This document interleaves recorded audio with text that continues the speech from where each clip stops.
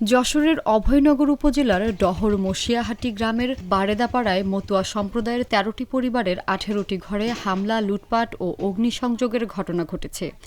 ২২ মে বৃহস্পতিবার রাতে এই হামলায় বসতঘর, গোয়ালঘর, আসবাবপত্র, টিভি, ফ্রিজ, মোটরসাইকেল সহ সবকিছু পুড়ে ছাই হয়ে গেছে।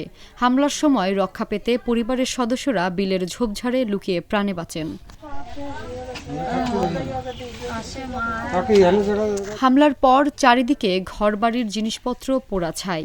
কারো বাড়ির ঘরের ইট আছে শুধু, ঘরের ছাউনি, তার ভেতরের জিনিসপত্র পুড়ে ছাই হয়ে আছে। পাড়াটিতে বেশিরভাগ বাড়ি পুরুষশূন্য। দূর দূরান্ত থেকে আত্মীয় স্বজনেরা দল বেঁধে খাবার নিয়ে ক্ষতিগ্রস্তদের বাড়িতে আসছেন। পাড়াটিতে ২২ মে রাত থেকে বিদ্যুৎ বিচ্ছিন্ন।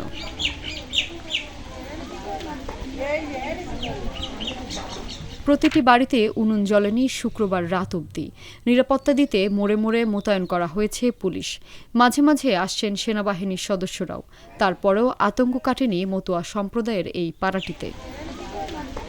জানা গেছে, গত ২২ মে কৃষক দল নেতা তরিকুল ইসলাম সর্দারকে কুপিয়ে ও গুলি করে হত্যা করা হয়।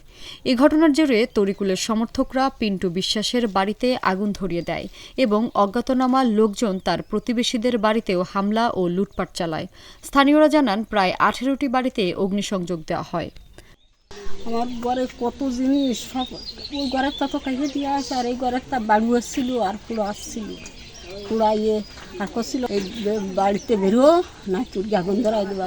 গেছিলাম ওই দিল্লি চলে গেলাম জল খাল ভাঙিয়ে, আর আমার মা ছিল হ্যাঁ ওই সে আটটি হারে না, এরা মাকে করেছিল যে বাবা তোর আমার গড্ডা ভাঙিস, আমার জিনিসপত্র সব নিয়ে যা। ভুক্তভোগীরা জানান, গায়ে পরার কাপড় ছাড়া আর কিছুই নেই। বাড়ি মোটামুটি আর আমার সংসার, আমার একটা পরন কাপড় ছাড়া আমার কিছু নেই। একটা পরন যে কাপড় আমি পরে আছি এই ছাড়া আমার আর কিছু নেই, সব শেষ।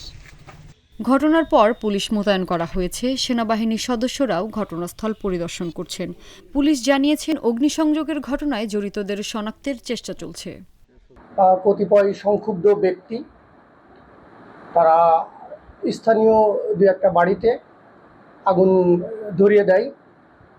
তো পরিস্থিতি নিয়ন্ত্রণের জন্য যশোর থেকে অতিরিক্ত পুলিশ আসে এবং ঊর্ধ্বতন কর্মকর্তাগণ এবং অন্যান্য বাহিনীর সদস্যগণ ফায়ার সার্ভিস ঘটনাস্থলে দ্রুত উপস্থিত হয়ে পরিস্থিতি নিয়ন্ত্রণ করে। এই ঘটনায় যারা এই হত্যাকাণ্ডের সাথে এবং আগুন জ্বালিয়ে দেওয়ার ঘটনায় জড়িত রয়েছে তাদেরকে আমরা শনাক্তের চেষ্টা চালাচ্ছি। তাদেরকে গ্রেপ্তারের চেষ্টা অব্যাহত রয়েছে। তাদেরকে খুব দ্রুত সময়ের ভিতরে শনাক্ত করে গ্রেপ্তার করা হবে এবং আইনের আওতায় নিয়ে আসা হবে।